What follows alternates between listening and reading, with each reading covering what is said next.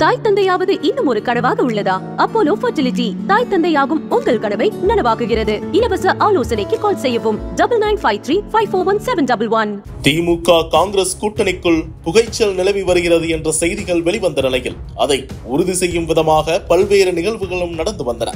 ஆனால் ஒரே ஒரு மெசேஜ் போட்டு அனைத்து பேச்சுகளுக்கும் எண்டு கார்டு போட்டுள்ளார் ராகுல் காந்தி. தமிழகத்தில் 2026 சட்டமன்ற தேர்தலை நோக்கி எதிர்க்கட்சிகள் அனைத்தும் நகர தொடங்கிவிட்டன. இந்நிலையில் நடிகர் விஜயும் தேர்தல் அரசியல் களத்தில் இறங்கியுள்ளதால் தற்போது கூட்டணி கணக்குகள் எப்படி அமைய போகின்றன என்ற பல்ஸ் எகிர தொடங்கியுள்ளது.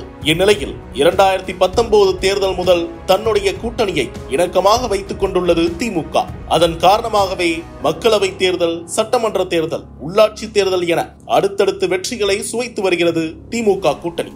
ஆனால் சமீப காலமாக கூட்டணி கட்சிகள் திமுகவை பலமாக விமர்சிக்க தொடங்கியுள்ளன. குறிப்பாக அண்மையில் பழனியில் நடந்த முருகன் மாநாட்டை விடுதலை சிறுத்தைகள் கட்சி, இந்திய கம்யூனிஸ்ட் கட்சி, மார்க்சிஸ்ட் கம்யூனிஸ்ட் கட்சி ஆகியோர் எதிர்த்துள்ளனர். இதன் தொடக்க புள்ளியே தமிழக ஆளுநர் RN ரவி கொடுத்த தேநீர் விருந்தை கூட்டணி கட்சிகள் புறக்கணித்த நிலையில் திமுக அதில் கலந்து கொண்டு ஆளுநருடன் நெருக்கம் காட்டியது. அதைத் தொடர்ந்து முன்னாள் முதல்வர் கருணாநிதிக்கு நினைவு நாணயம் வெளியிட்ட விழாவில் மத்திய அமைச்சர் ராஜ்நாத் சிங்கை அழைத்து விழாவை நடத்தியது திமுக.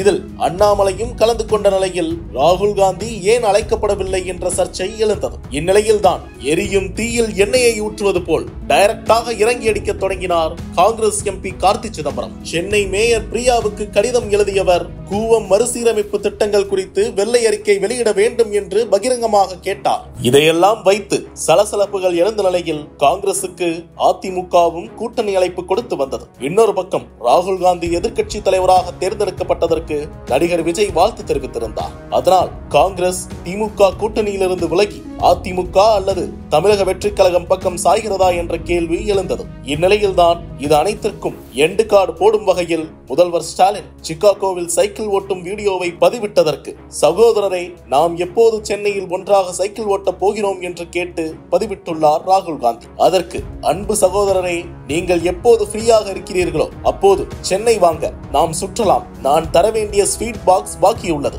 சைக்கிளிங் முடித்துவிட்டு என் வீட்டில் தென்னிந்தியாவின் சுவையான மத்திய உணவை இனிப்புடன் சுவைப்போம் என்று ஸ்டாலின் பதிலளித்துள்ளார். இந்நிலையில் கூட்டணியில் விரிசல் என்ற அனைத்து விதமான பேச்சுகளுக்கும் இதன் மூலம் ஃபுல் ஸ்டாப் வைத்துள்ளனர் ராகுல் காந்தியும் MK ஸ்டாலினும்.